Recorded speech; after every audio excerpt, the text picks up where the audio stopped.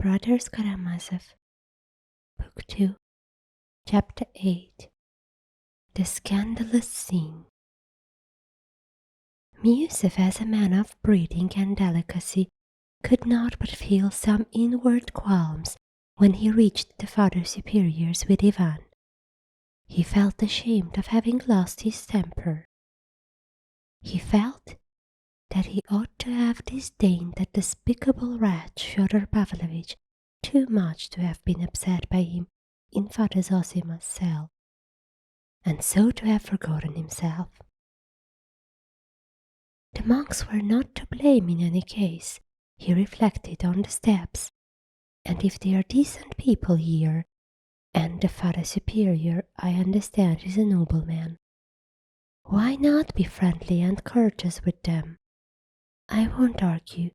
I'll follow him with everything. I'll win them by politeness, and show them that I have nothing to do with that Aesop, that buffoon, that Pierrot, and have merely been taken in over this affair, just as they have. He determined to drop his litigation with the monastery and relinquish his claims to the woodcutting and fishery rights at once. He was the more ready to do this because the rights had become much less valuable, and he had indeed the vaguest idea where the wood and river in question were.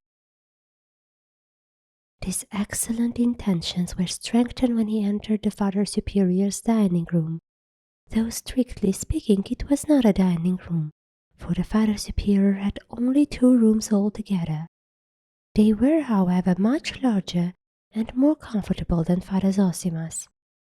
But there was no great luxury about the furnishing of these rooms either. The furniture was of mahogany, covered with leather, in the old-fashioned style of 1820. The floor was not even stained, but everything was shining with cleanliness, and there were many choice flowers in the windows. The most sumptuous thing in the room at the moment was, of course, the beautifully decorated table. The cloth was clean, the service shone, there were 3 kinds of well-baked bread, 2 bottles of wine, 2 of excellent meat, and a large glass jug of kvass, both the latter made in the monastery and famous in the neighborhood. There was no vodka. Rakitin related afterwards that there were 5 dishes: fish soup made of sterlets, served with little fish patties, then boiled fish served in a special way, then salmon cutlets, ice pudding and compote, and finally blancmange. Rakitin found out about all these good things, for he could not resist peeping into the kitchen, where he already had a footing. He had a footing everywhere and got information about everything. He was of an uneasy and envious temper. He was well aware of his own considerable abilities and nervously exaggerated them in his self-conceit.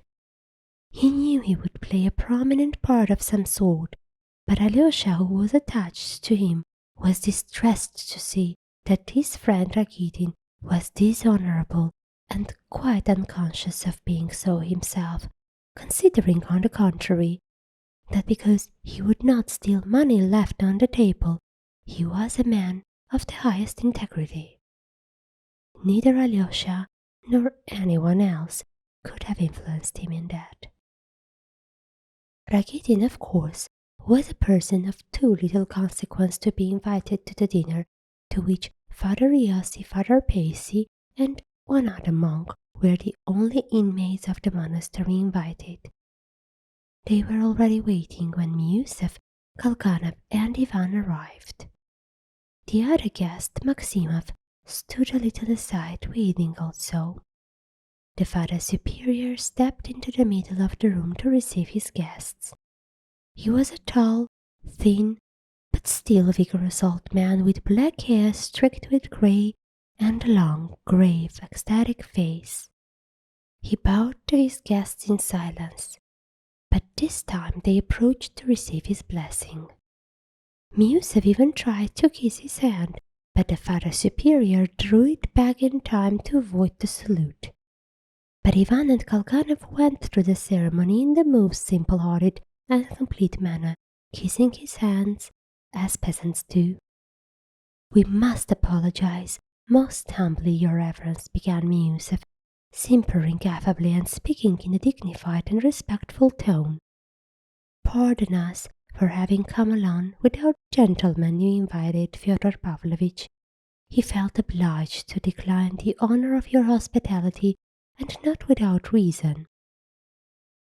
In the Reverend Father Zosima's cell, he was carried away by the unhappy dissension with his son, and let fall words which were quite out of keeping, in fact quite unseemly, as he glanced at the monks, your Reverence is no doubt already aware.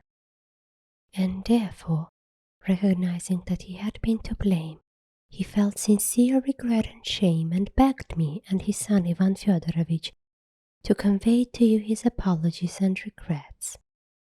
In brief, he hopes and desires to make amends later. He asks your blessing and begs you to forget what has taken place. As he uttered the last word of his tirade, Miusov completely recovered his self-complacency, and all traces of his former irritation disappeared. He fully and sincerely loved humanity again. The Father Superior listened to him with dignity, and with a slight bend of the head replied, "I sincerely deplore his absence. Perhaps at our table he might have learned to like us and we him. Pray be seated, gentlemen." He stood before the holy image and began to say grace aloud. All bent their heads reverently, and Maximov clasped his hands before him with peculiar fervor. It was at this moment that Fyodor Pavlovitch played his last prank. It must be noted that he really had meant to go home, and really had felt the impossibility of going to dine with the Father Superior, as though nothing had happened after his disgraceful behavior in the elder's cell. Not that he was so very much ashamed of himself, quite the contrary perhaps, but still he felt it would be unseemly to go to dinner. Yet his creaking carriage had hardly been brought to the steps of the hotel, when he had hardly got into it, when he suddenly stopped short. He remembered his own words at the elders. "I always feel, when I meet people, that I am lower than all, and that they all take me for a buffoon. So I let me play the buffoon, for you are, every one of you, stupider and lower than I." He longed to revenge himself on every one for his own unseemliness. He suddenly recalled how he had once in the past been asked, "Why do you hate so and so much?" And he had answered them with his shameless impudence, "I'll tell you. He has done me no harm, but I played him a dirty trick, and ever since I have hated him." Remembering that now, he smiled quietly and malignantly, hesitating for a moment. His eyes gleamed, and his lips positively quivered. "Well, since I have begun, I may as well go on," he decided. His predominant sensation at the moment might be expressed in the following words: "Well, there is no rehabilitating myself now, so let me shame them for all I am worth. I will show them I don't care what they think, that's all." He told the coachman to wait, while with rapid steps he returned to the monastery and straight to the Father Superior's. He had no clear idea what he would do, but he knew that he could not control himself, and that a touch might drive him to the utmost limits of obscenity, but only to obscenity, to nothing criminal, nothing for which he could be legally punished. In the last resort, he could always restrain himself, and had marveled indeed at himself on that score sometimes. He appeared in the Father Superior's dining room at the moment when the prayer was over, and all were moving to the table. Standing in the doorway, He scanned the company and, laughing his prolonged, impudent, malicious chuckle, looked them all boldly in the face. They thought I had gone, and here I am again, he cried to the whole room. For one moment everyone stared at him without a word, and at once everyone felt that something revolting, grotesque, positively scandalous was about to happen. Miusef passed immediately from the most benevolent frame of mind to the most savage. All the feelings that had subsided and died down in his heart revived instantly. No, this I cannot endure, he cried. I absolutely cannot, and I certainly cannot. The blood rushed to his head, he positively stammered, but he was beyond thinking of style, and he seized his head. What is it he cannot? Cried Fyodor Pavlovitch, that he absolutely cannot and certainly cannot. Your Reverence, am I to come in or not? Will you receive me as your guest? You are welcome with all my heart, answered the superior. Gentlemen, he added, I venture to beg you most earnestly to lay aside your dissensions and to be united in love and family harmony with prayer to the Lord at our humble table. No, no, it is impossible, cried Miusef, beside himself. Well, if it is impossible for Pyotr Alexandrovitch, it is impossible for me, and I won't stop. That is why I came. I will keep with Pyotr Alexandrovitch everywhere now. If you will go away, Pyotr Alexandrovitch, I will go away too. If you remain, I will remain. You stung him by what you said about family harmony, Father Superior. He does not admit he is my relation. That's right, isn't it, Vincent? Here's Vincent. How are you, Vincent? Do you mean me? Maximov puzzled. Of course I mean you, cried Fyodor Pavlovitch. Who else? The Father Superior could not be Vincent. But I am not Vincent either, I am Maximov. No, you are Vincent. Your Reverence, do you know who Vincent is? It was a famous murder case. He was killed in a house of harlotry. I believe that is what such places are called among you. He was killed and robbed, and in spite of his venerable age, he was nailed up in a box and sent from Petersburg to Moscow in the luggage van, and while they were nailing him up, the harlots sang songs and played the harp, that is to say, the piano. So this is that very Vincent. Has he risen from the dead, hasn't he, Vincent? What is happening? What's this? Voices were heard in the group of monks. Let us go, cried Miusef, addressing Galgarev. No, excuse me, Fyodor Pavlovitch broke in shrilly, taking another step into the room. Allow me to finish. There in the cell, you blamed me for behaving disrespectfully just because I spoke of eating gudgeon, Pyotr Alexandrovitch. Miusef, my relation, prefers to have plus de noblesse que de sincérité in his words, but I prefer in mine plus de sincérité que de noblesse. And damn the noblesse. That's right, isn't it, Vincent? Allow me, Father Superior, though I am a buffoon and play the buffoon, yet I am the soul of honor, and I want to speak my mind.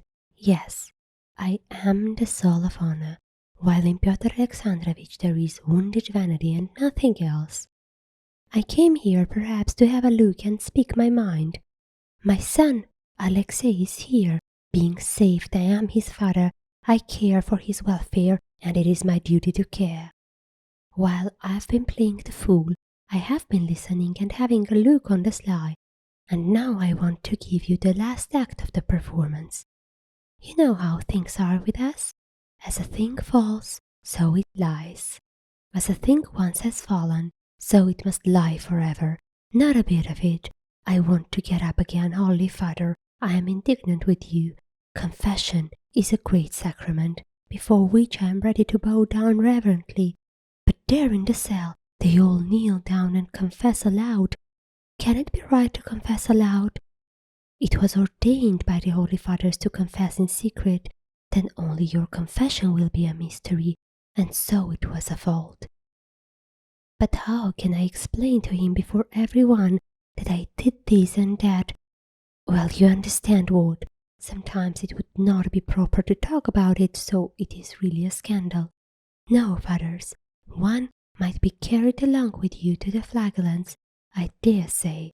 At the first opportunity I shall write to the Senate, and I shall take my son Alexei home. We must note here that Fyodor Pavlovitch knew where to look for the weak spot. There had been at one time malicious rumors which had even reached the Archbishop, not only regarding our monastery, but in others where the institution of elders existed, that too much respect was paid to the elders, even to the detriment of the authority of the superior, that the elders abused the sacrament of confession, and so on, absurd charges which had died away of themselves everywhere. But the spirit of folly which had caught up Fyodor Pavlovitch and was bearing him on the current of his own nerves into lower and lower depths of ignominy, prompted him with this old slander. Fyodor Pavlovitch did not understand a word of it, and he could not even put in sensibly, for on this occasion no one had been kneeling and confessing aloud in the elder's cell, so that he could not have seen anything of the kind. He was only speaking from confused memory of old slanders. But as soon as he had uttered his foolish tirade, he felt he had been talking absurd nonsense, and at once longed to prove to his audience, and above all to himself, that he had not been talking nonsense. And though he knew perfectly well that with each word he would be adding more and more absurdity, he could not restrain himself and plunged forward blindly. "How disgraceful!" cried Pyotr Alexandrovitch. "Pardon me?" said the Father Superior. "It was said of old, many have begun to speak against me and have uttered evil sayings about me, and hearing it, I have said to myself, it is the correction of the Lord, and He has sent it to heal my vain soul. And so we humbly thank you, honored guest," and he made Fyodor Pavlovitch a low bow. Toot, toot, toot. Sanctimoniousness and stock phrases, old phrases and old gestures, the old lies and formal prostrations, we all know about them, a kiss on the lips and a dagger in the heart, as in Schiller's Robbers. I don't like falsehood, fathers. I want the truth, but the truth is not to be found in eating gudgeon. And that I proclaim aloud. Father monks, why do you fast? Why do you expect reward in heaven for that? Why, for a reward like that, I will come and fast too? No, saintly monk, you try being virtuous in the world. Do good to society without shutting yourself up in a monastery at other people's expense, and without expecting a reward up aloft for it. You'll find that a bit harder. I can talk sense too, Father Superior. What have they got here? He went up to the table. Old port wine, mead brewed by the Elzevay brothers. Fie, fathers. That is something beyond gudgeon. Look at the bottles the fathers have brought out. And who has provided it all? The Russian peasant, the laborer, brings here the farthing earned by his horny hand, wringing it from his family and the tax-gatherer. You bleed the people, you know, holy fathers. This is too disgraceful, said Father Iosif. Father Pacey kept obstinately silent. Musev rushed from the room and Kalganov after him. Well, Father, I will follow Pyotr Alexandrovitch. I am not coming to see you again. You may beg me on your knees, I shan't come. I sent you 1,000 rubles, so you have begun to keep your eye on me. No, I'll say no more. I am taking my revenge for my youth, for all the humiliation I endured. He tamped the table with his fist in a paroxysm of simulated feeling. This monastery has played a great part in my life. It has cost me many bitter tears. You used to set my wife, the crazy one, against me. You cursed me with bell and book. You spread stories about me all over the place. Enough, fathers. This is the age of liberalism, the age of steamers and railways. Neither 1,000 nor 100 rubles, no, nor 100 farthings will you get out of me. It must be noted again that our monastery never had played any great part in his life, and he never had shed a bitter tear owing to it. But he was so carried away by his simulated emotion that he was for one moment almost believing it himself. He was so touched, he was almost weeping. But at that very instant he felt that it was time to draw back. The Father Superior bowed his head at his malicious lie and again spoke impressively. It is written again, "Bear circumspectly and gladly this honour that cometh upon thee by no act of thine own. Be not confounded, and hate not him who hath dishonoured thee. And so will we. Ta ta ta. Bethinking thyself and the rest of the rigmarole. Bethink yourself, fathers. I will go, but I will take my son Alexei away from here forever on my parental authority. Ivan Fyodorovitch, my most dutiful son, permit me to order you to follow me. Vincent, what have you stay for? Come and see me now in the town. It is fun there. It is only one short verst. Instead of lantern oil, I will give you sucking pig and kasha. We will have dinner with some brandy and liquor to eat.